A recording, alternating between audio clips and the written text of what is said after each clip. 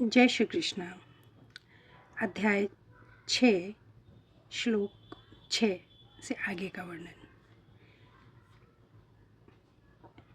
अनुवाद।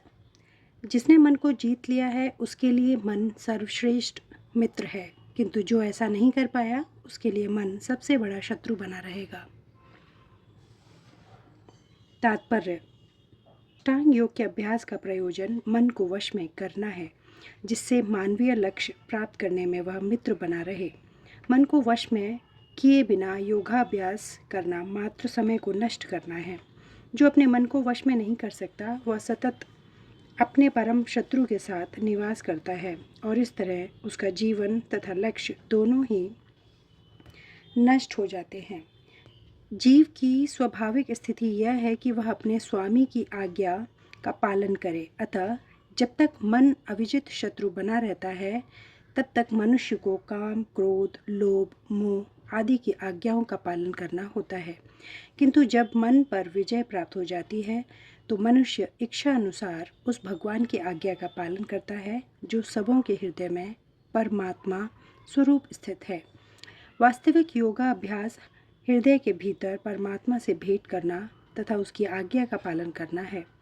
जो व्यक्ति साक्षात कृष्ण भावनामृत स्वीकार करता है वह भगवान की आज्ञा के प्रति स्वतः समर्पित हो जाता है। श्लोक 7। अनुवाद। जिसने मन को जीत लिया है उसने पहले ही परमात्मा को प्राप्त कर लिया है, क्योंकि उसने शांति प्राप्त कर ली है। ऐसे मनुष्य के लिए सुख, दुख, सर्दी, गर्मी एवं मान अपमान एक से हैं। तात्पर्य। वस्तुतः प्रत्येक जीव उस भगवान की आज्ञा का पालन करने के निमित्त आया है जो जन जन के हृदयों में परमात्मा स्वरूप में स्थित है। जब मन बहिरंगा माया द्वारा विपथ कर दिया जाता है तब मनुष्य भौतिक कार्यकलापों में उलझ जाता है।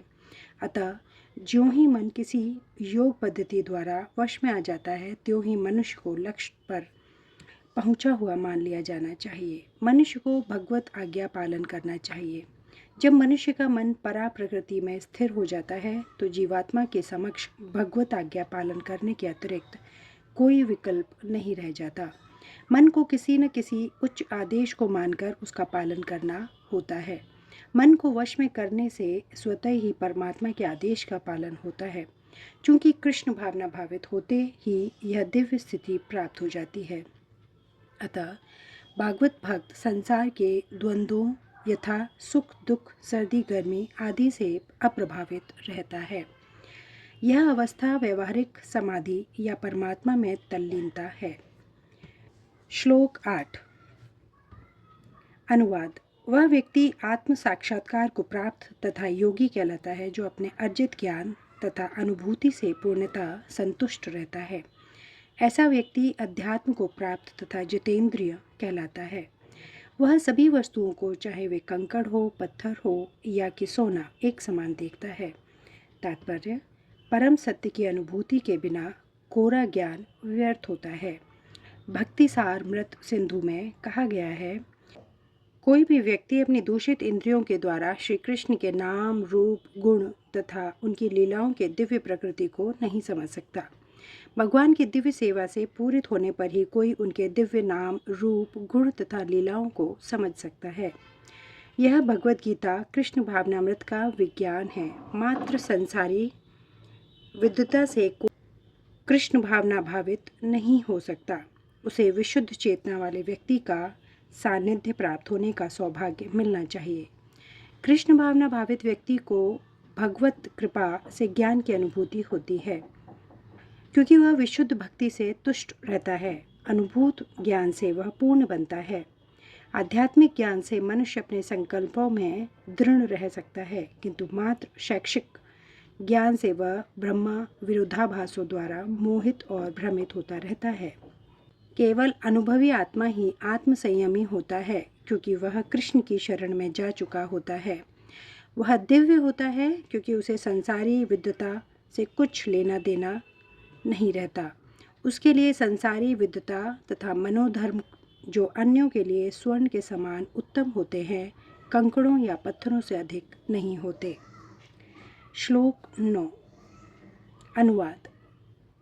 जब मनुष्य निष्कपट हितैषियों, प्रिय मित्रों, तटस्थियों, मध्यस्थियों, ईर्ष्यालुओं, शत्रुओं तथा मित्रों, पूर्णात्माओं एवं पापियों को समान भाव से देखता है तो वह और भी उन्नत माना जाता है। श्लोक 10। अनुवाद। योगी को चाहिए कि वह सदैव अपने शरीर, मन तथा आत्मा को परमेश्वर में लगाए, एकांत स्थान में रहे और बड़ी सावधानी के साथ अपने मन को वश में करे। उसे समस्त आकांक्षाओं तथा संग्रह भाव की इच्छाओं से मुक्त होना चाहिए। तात्पर्य। कृष्ण की अनुभूति ब्रह्मा, परमात्मा तथा श्री भगवान के विभिन्न रूपों में होती है।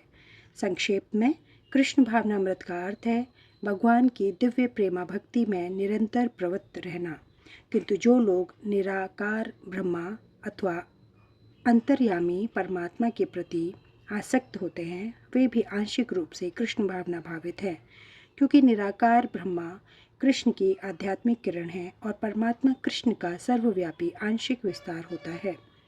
इस प्रकार निर्विशेषवादी तथा ध्यान योगी भी अपरोक्ष रूप से कृष्ण भावना भावित होते हैं। प्रत्यक्ष कृष्ण भावना भावित व्यक्ति सर्वोच्च योगी होता है, क्योंकि ऐसा भक्त जानता है कि ब्रह्मा और परमात्मा क्या है। उसका परम सत्य विषयक ज्ञान पूर्ण होता है, जबकि निर्विशेषवादी तथा ध्यान योगी अपूर्ण रूप में कृष्ण भावना भावित होते हैं। इतने पर भी इन सबों को अपने अपने कार्यों में निरंतर लगे रहने का आदेश दिया जाता है, जिससे वे देर सवेर परम सिद्धि प्राप्त कर सकें। योगी का पहला कर्तव्य है कि वह कृष्ण पर अपना ध्यान सदैव एकाग्र रखें। उसे सदैव कृष्ण का चिंतन करते रहना चाहिए और एक क्षण के लिए भी उन्हें नहीं भूलना चाहिए। परमेश्वर में मन की एकाग्रता ही समाधि कहलाती है। मन को एकाग्र करने के लिए सदैव एकांतवास करना चाहिए और बाहरी उपद्रवों से बचना चाहिए। योगी को चाहिए कि वह अनुकूल परिस्थितियों को ग्रहण करे और प्रतिकूल परिस्थितियों को त्याग दे, जिससे उसकी अनुभूति पर कोई प्रभाव न पड़े। पूर्ण संकल्प कर लेने पर उसे उन व्यर्थ की वस्तुओं के पीछे नहीं पड़ना चाहिए जो परिग्रह भाव में उसे फंसा लें। ये सारी सिद्धियां तथा सावधानियां तभी पूर्ण रूपेण कार्यान्वित हो सकती हैं जब मनुष्य प्रत्यक्षत कृष्ण भावना भावित हो, क्योंकि साक्षात कृष्ण भावनामृत का अर्थ है आत्मोत्सर्ग, जिसमें संग्रह भाव के लिए लेश मात्र स्थान नहीं होता। श्रील रूप गोस्वामी कृष्ण भावनामृत का लक्षण इस प्रकार देते हैं। जब मनुष्य किसी वस्तु के प्रति आसक्त न रहते हुए कृष्ण से संबंधित हर वस्तु को स्वीकार कर लेता है, तभी वह परिग्रहत्व से ऊपर स्थित रहता है। दूसरी ओर जो व्यक्ति कृष्ण से संबंधित प्रत्येक वस्तु को बिना जाने त्याग देता है, उसका वैराग्य पूर्ण नहीं होता। कृष्ण भावना भावित व्यक्ति भली भांति जानता रहता है कि प्रत्येक वस्तु श्री कृष्ण की है, फलस्वरूप वह सभी प्रकार के परिग्रह भाव से मुक्त रहता है। इस प्रकार वह अपने लिए किसी वस्तु की लालसा नहीं करता। वह जानता है कि किस प्रकार कृष्ण भावनामृत के अनुरूप वस्तुओं को स्वीकार किया जाता है और कृष्ण भावनामृत के प्रतिकूल वस्तुओं का परित्याग कर दिया जाता है। वह सदैव भौतिक वस्तुओं से दूर रहता है, क्योंकि वह दिव्य होता है और कृष्ण भावनामृत से रहित व्यक्तियों से किसी प्रकार का सरोकार न रखने के कारण सदा अकेला रहता है। अतः कृष्ण भावनामृत में रहने वाला व्यक्ति पूर्ण योगी होता है। श्लोक 11 से आगे का वर्णन अगले वीडियो में। धन्यवाद। जय श्री कृष्ण।